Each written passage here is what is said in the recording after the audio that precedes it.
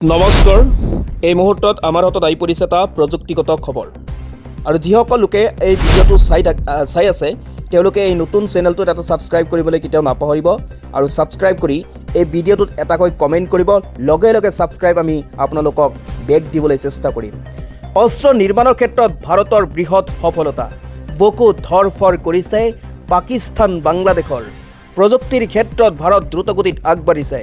অহা 5 বছৰৰ ভিতৰত দেশৰ প্ৰতিৰক্ষা খণ্ড AI মেচিন লাৰ্ণিং আৰু ডিজিটেল প্ৰযুক্তিৰ সহায়ত 300 পৰা 350 বিলিয়ন ডলাৰত উপনীত হ'ব। এই দাবী প্ৰতিৰক্ষা মন্ত্ৰী ৰাজনাথ সিঙৰ। দেশৰ প্ৰতিৰক্ষা খণ্ডত অধিক আত্মনিৰ্ভৰশীল হৈছে ভাৰত। কেন্দ্ৰীয় প্ৰতিৰক্ষা মন্ত্ৰী ৰাজনাথ সিঙে জনোৱা মতে 2023-24 বৰ্ষত ভাৰতৰ প্ৰতিৰক্ষা খণ্ডত ৰপ্তানি হৈছে 23,000 কোটিৰো অধিক টকা।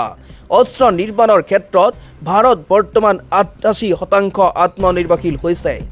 ৰাজনাথ সিঙে জনায় যে 2029 বৰ্ষৰ ভিতৰত ভাৰতৰ অস্ত্ৰ ৰপ্তানি 50,000 কোটিলৈ বৃদ্ধি পাব। IIT মাণ্ডিৰ 16% প্ৰতিষ্ঠা দিৱসত অংশগ্ৰহণ কৰে প্ৰতিৰক্ষা মন্ত্ৰী ৰাজনাথ সিঙে। এই অনুষ্ঠানত কেন্দ্ৰীয় মন্ত্ৰীগৰাকীয়ে দেশৰ প্ৰতিৰক্ষা খণ্ডত অধিক প্ৰযুক্তি ব্যৱহাৰ কৰা হ'ব বুলি কয়। AI চিপ প্ৰস্তুত আৰু কোৱাণ্টাম প্ৰযুক্তি, চাইবাৰ ছিকিউৰিটি ব্যৱহাৰ অধিক বৃদ্ধি কৰা হ'ব বুলি তেওঁ উল্লেখ কৰে। কেন্দ্ৰীয় মন্ত্ৰীগৰাকীয়ে ছাত্ৰ ছাত্ৰীসকলক নতুন প্ৰযুক্তিগত উদ্ভাৱন ব্যৱহাৰ কৰিবলৈ আহ্বান জনায়। তেওঁ কয় যে 2047 চনৰ ভিতৰত এখন উন্নত দেশ হোৱাৰ সপোন উদ্ভাৱন, বিকাশ আৰু পৰিৱৰ্তনৰ জৰিয়তে পূৰণ হ'ব। তেওঁ চাইবাৰ সুৰক্ষাৰ বাবে থলুৱা প্ৰযুক্তি ব্যৱহাৰ কৰি নিৰ্মিত AI চিপ আৰু AI চলিত অস্ত্ৰ নিৰ্মাণৰ প্ৰয়োজনীয়তাৰ ওপৰত গুৰুত্ব আৰোপ কৰে। প্ৰযুক্তিৰ ক্ষেত্ৰত ভাৰত দ্ৰুতগতিত আগবাঢ়িছে।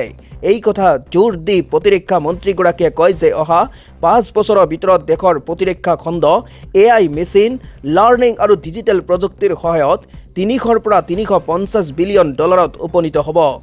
AIT মাণ্ডিৰ গৱেষকসকলক প্ৰশংসা কৰি ৰাজনাথ সিঙে কয়, ৰবটিক্স, ড্ৰোন প্ৰযুক্তি, AR VR প্ৰযুক্তিগত প্ৰশংসনীয় কাম কৰিছে গৱেষকসকলে।